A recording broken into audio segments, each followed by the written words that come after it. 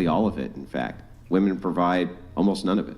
Men provide all the infrastructure. How are they not providing and gathering? Seems like that's exactly what they're doing. What do you mean? I don't know if Money-wise? that's in every household. I don't know if that's true. Now that feminism has, like... Well, you can buy the food, but it's made by men. Sure. Like they're in the farms and they're in the they're slaughterhouses? hunting. Yeah, who do you Yes. think is making all the food? Do you think Yeah. it's a bunch of Most. women out there with hoes and they're going, ooh, and they're hiking up the cabbage? Like, what do you think's going on out there? Well, not only is it majority men in agriculture, how do you get the food from point A to point B? Mm-hmm. Men are overwhelmingly, for example, truck drivers. At least the goal that I had in mind Equality? which is equity, not equality. What I'm a little confused. What's equity? What would be an example of equity? So the way I learned about it is that there could be a series of boxes. Yeah, and I'm familiar. So do you know what I'm talking about? Where in this sense, equity would be measures to have women have the same rights in the eyes of society and also men. So the ways that women and men would be upholded would be in different ways.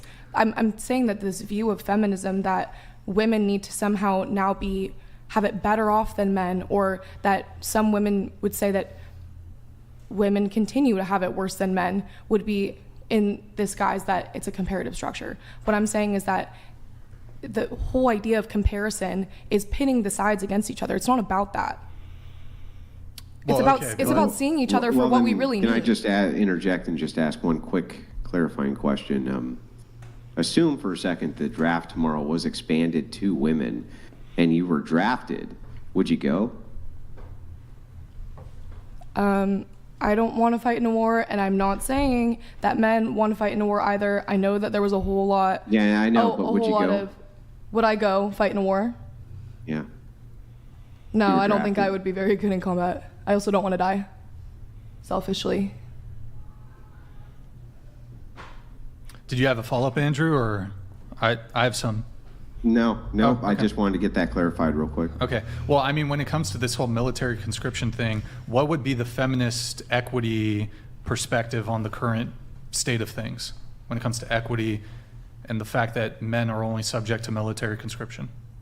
I'm not going to say that I have an answer, but I would say that if women are against fighting in a war and being subject to the draft, and you're using a feminist agenda to try to uphold that, it would be a kind of a weak argument. It would have holes in it, because you would say, well, if you think that women and men are equal, then get on the battlefield with them.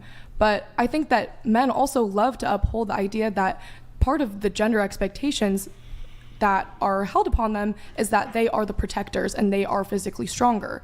And so if you're physically stronger and you want to protect me, then go do it. Well, what if a man doesn't want to be drafted? That doesn't really change the fact that in the event of a draft, he would be drafted. Can I ask something? What's up? I don't know the historics of it. Like, how did that come to be? What do you mean? Like, drafting people and it, like, Okay, how did I mean, that... I think I could take a crack at this, but I mean, throughout all human history, different tribes warred with each other, and if you were a man and you were able-bodied, they would put a spear in your hand and say, you're going to defend the tribe, otherwise they're going to take our land, they're going to take our women, they're going to commit atrocities against our civilian population.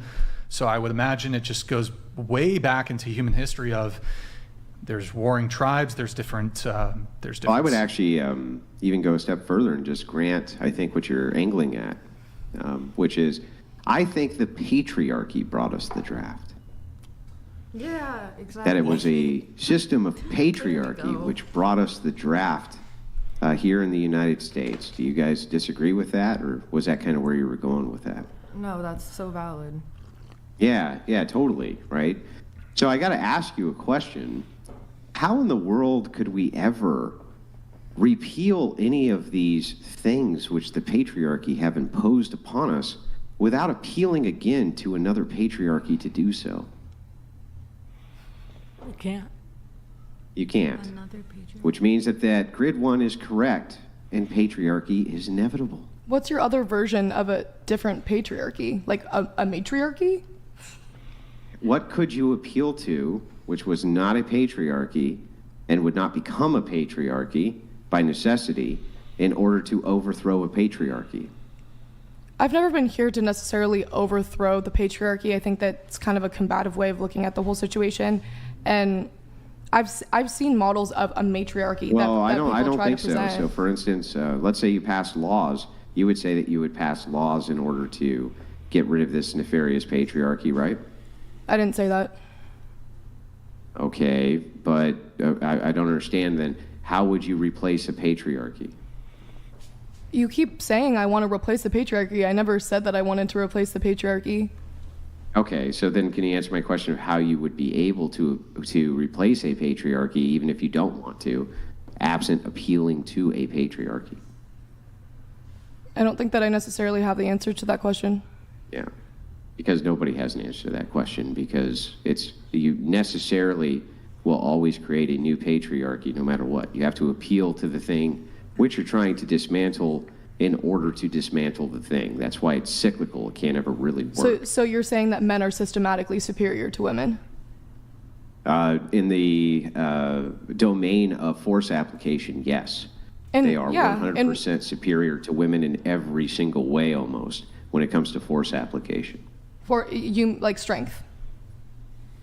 Well, not just strength, but any force application, be it machinery, guns, any of these things are going to be inherently superior because they are stronger and have larger skeletons.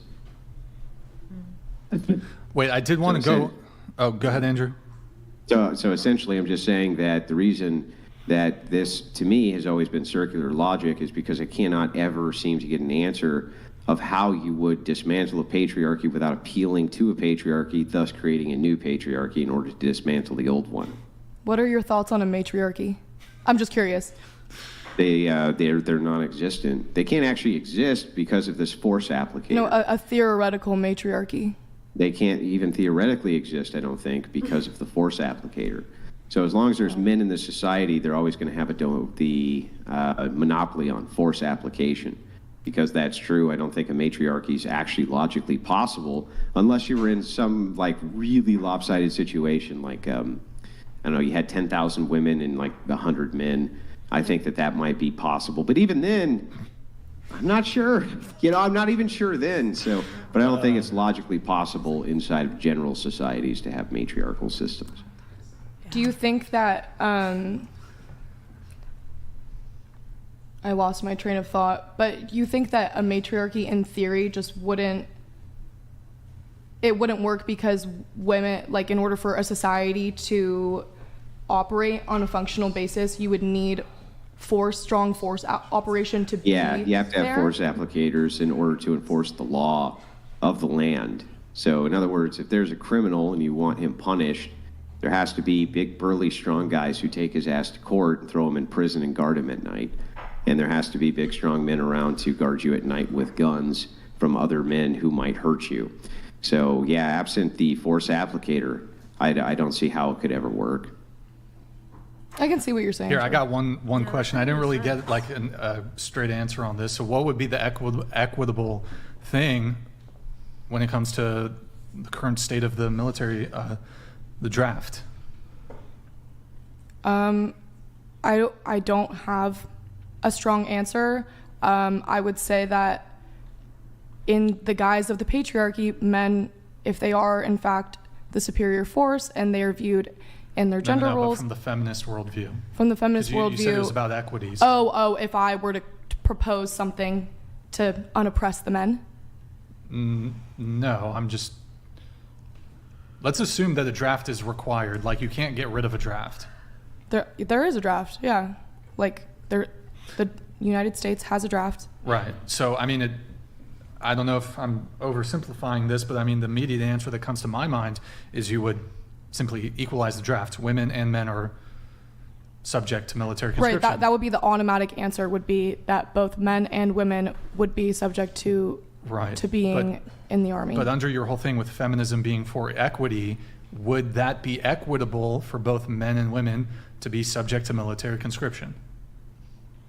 I would say not necessarily. Also, you're taking the way that I defined feminism and you're creating this whole idea that I'm defending feminism to the ends of the earth under the guise of its definition as it exists now. And that's not what I said. I said that I was actually criticizing some of the elements of feminism. I said I don't think it should be a comparative structure. But I'm just a little bit confused. So, like, do you think that women should be allowed to vote? Do I think that the sky is blue? Of course I do. Right, I'm in favor of women voting, but it's interesting to me that you immediately say, yes, women should be allowed to vote, but you can't really give me a straight answer on if it's equitable for women to be subject to military conscription the same way that men are. Well, I did tell you. I said that if men want to say that in a society, they are the ones that are the protectors, they're the providers, they're physically stronger. Under feminism, we don't really say that, do we? I wouldn't say that we do, because I think in feminism, people don't like to necessarily buy into evolutionary roles, because I would say that it's limiting. I don't think that evolutionary roles are necessarily the way that we must live in society. I think that's a little bit archaic. But like in some ways, I think that it is useful to look at it through that lens when we look at the innate strengths of men and women. But the thing is that at this point in society, I wasn't put on this earth to make babies and cook at home or whatever, or be a gatherer per se, and that men are going to be hunters. That's not the way that I was raised, at least. Were you put here to cure cancer? No, I don't think I was she born has a with... point that then once we get to this point where women have our rights, we're educated, we're, we've gained this equal... So if women weren't put here to be what? Just say what you said again. To be baby makers and gatherers. Right, and men weren't put here to be disposable parts of the military industrial complex and just be put define through, it in the same way, hold please. on. Don't to be, say that No, like I'm to be just put through the meat grinder of war. Well, if you were to parallel the logic you're saying, and you're saying women are baby makers and gatherers, men would be providers and hunters. And protectors. And part They of are. that But I entailment... mean, hang on. But how can you say that they're not? Men provide the food. Overwhelmingly, they provide basically all of it, in fact. Women provide almost none of it. Men provide all the infrastructure. How are they not providing and gathering? Seems like that's exactly what they're doing. What do you I mean, don't know if money-wise? that's in every household. I don't know if that's true. Now that feminism has, like... Well, you can buy the food, but Well, it's made by men. Like Sure. they're in the farms and they're in No, the they're slaughterhouses? hunting. Yeah, Well, who do you yes. think is making all the food? Do you think Yeah. it's a bunch of Most. women out there with hoes and they're going, ooh, and they're hiking up the cabbage? Like, what do you think's going on out there? on Well, those not farms? only is it majority men in agriculture, how do you get the food from point A to point B? Mm-hmm. Men are overwhelmingly, for example, truck drivers. I don't think that anyone was... But let me double down a bit on this. And then how do trucks run? Well, they run on oil. Men are overwhelmingly the ones who are, for example, in the oil industry. Who takes care of your children? I don't see how that's really Well, relevant, generally, but- not their mother, unfortunately, you're because looking feminism at the demands that things- mothers... I'm going to answer your question. Generally, the mother is not taking care of the children at home, which is the most optimal system, because feminism has demanded that women go into the workplace in order to have these crazy social safety nets. So we actually outsource the raising of our children to strangers. That seems less than optimal to me. But who are those caregivers typically? Are they men or are they women? Generally speaking, women are doing the same jobs that they've always done, yes. So they're in teaching roles in service industry. That's basically what they mostly do.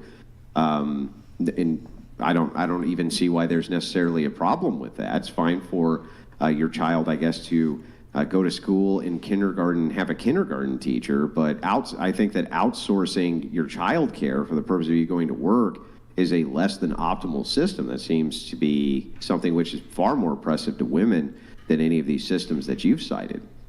Well, this was a system designed by men, so maybe you should talk to the men about why women have to go and work. It has not been. Women, since they've had egalitarianism, have been able to vote on these systems and have definitely had their input and have reformed how these systems operate absent patriarchy. That's not true that women have no say now and that this is a patriarchal system. Women, by and large, they vote almost as much as men do. I wasn't talking about political power necessarily. Well, I mean, even institutional power. I mean, look at the ratio in Congress. I mean, like, it's pretty obvious who's in power. How is that obvious? Just look at the numbers. You love to look at numbers. Yeah, but the systems themselves are not just designed by Congress, but by lobbyists, by women inside of educational systems. There's all sorts of pull and thrust because now women are political pawns because they can vote, right?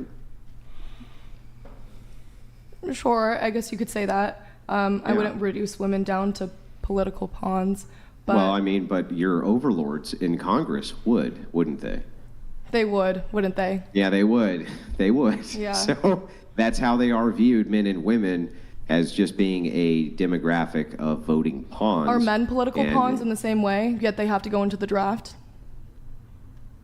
Yeah, men have also been political pawns. That's correct. But when it comes to the draft, there's no real way around it because you cannot have a fighting force which is equipped by mostly not men and have it be effective. There's no good way around that. Well, then how is it oppression, to your point?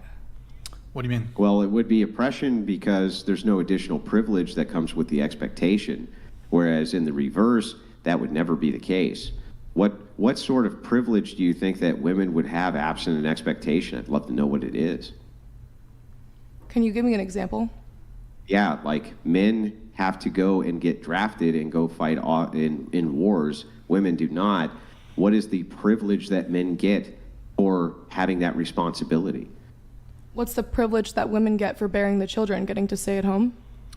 The government doesn't force you to get pregnant. First of all, hang on, I'll just answer directly. Yeah, that seems like a huge privilege. Okay, well, I'll take my privilege and you can go out on the battlefield as a man. Okay, so what? I guess all that equity was just bullshit. I didn't say that. Well, then I thought that's what we wanted was equity. Does it sound like we have that tall box so that we have that equity that you're talking about so we can both see over the same fence? Look, I'm not saying that the draft would be probably one of the more contentious points that you could bring up when you talk about gender roles. I don't want to bring up reproductive rights because I know that you all would love to destroy me on that one, but women die in childbirth and also child rearing. Yeah, but it's rare. Well, they die after abortions too. Okay, respectfully, I'm not going to get into that whole thing. My point is that child rearing is not, I would say that the roles that women take in society are not necessarily as valued as the roles that men take. Why should they be? What do you mean? I just asked you a direct question. You said that women's value in society is not as valuable as men. Why should it be the case that it is? In under the eyes of equity, it should be. Yeah, but you just got done saying you don't care about equity because I never said that I didn't care. Well, then I don't understand. If it's a privilege for you to stay at home but not a privilege for me to fight a war, how's that equity? I don't think that it's an innate privilege for me to get to stay at home. In that context, I could have the privilege of my safety. Well, you don't. It's not. But you have the privilege of walking home at night and not being afraid that you're going to get attacked. Hang on. How is it not a privilege to have somebody else providing for you while you stay at home? Because I'm raising kids, and so what they're if you're not providing? raising kids? Well, if I'm not, then sure, then I should go be a productive member of society. Okay, But so if you're going to sit here and try to... Because if you're staying at home and your hubby's taking care of you and he can be drafted and you cannot be drafted, how's that equity? Because there's other responsibilities that I would have as a woman. What? Well, under this societal structure, if you're saying that that's the expectation, I'm not saying that women should have to go and be child bearers if they don't want to, but if you're going to look at the patriarchy and you're going to analyze gender roles to try to justify the draft or whatever it is, then... Yeah, but how is it not a privilege, again, back to the question, how is it not a privilege for you to be able to stay at home and raise no children at all, and he is still subject to the draft and you are not? How are you not privileged, and how is that not equity? How is that equitable in any way? Well, women can still go to war, they're just not obligated to. And yeah, so I that think, wouldn't be equity, would it? Well, let me finish. You're right. Under this argument, that would be the case. But I just, I don't know. You're right. I have a hard time with this one because you are subjecting men and not women. But the thing is that who created the draft? I'm pretty sure that it was men. Why were they not subjecting women to the draft earlier? Away? But why were they not subjecting women to the draft earlier then? Because women took over in the workforce. Because women are ineffective soldiers. Okay, well, then go be an effective soldier. Let me add another argument to that. So on a macro level, for example, if a society were to send large swaths of young, fit women, able-bodied women to war, let's say it's a civilization, you need women to be able to perpetuate the population. So a man can impregnate 1,000 women, but a woman can only be pregnant with one child at any given time. So on the macro level, it does make sense from that component. Like if the society is like, okay, we're going to send 20 to 30, 40, 50% of our able-bodied citizenry, and that same cohort of people, if it was women, would be the most fertile too, at least from a historical perspective. From that sense, it would make more sense to send men, because you'd be better able to replenish the population of a society. And so with that logic, then is it innately just a privilege for women to not be subject to that, given your logic that men would be more effective? Not anymore. Right. Well yes. Then, yeah. Yeah, how would it not be? How would it not be that you're privileged just because you cannot form a task as effective as somebody else, therefore you get some bonus that they don't get? That's the opposite of equity. I see what you're saying. I still don't agree that it's innately a privilege, because you're kind of going with this logic. It's the opposite of equity. How could it be anything other than the opposite of equity to say because you cannot perform the task as well, that therefore these people do, but it's equitable because of that? That makes no sense. Because in your view, society would be upheld in that sense because you're not sending... Yeah, but I'm a patriarchist. You're the feminist. You're pitting us against each other in a way that's really just not productive. Like, I'm trying to understand what you're saying, and you're just trying to make it wrong. Well, I'm going to explain it to you so that you understand. So it's fine for you to do an internal critique. I'm fine with that. But I'm doing one as well. My worldview is that I believe in patriarchy. I'm a patriarchist. So I believe that men deserve to have additional privileges that women do not deserve to have because of the force applicator society relies on that men bring to the table. You as the feminist believe instead that there should be equity between both sexes.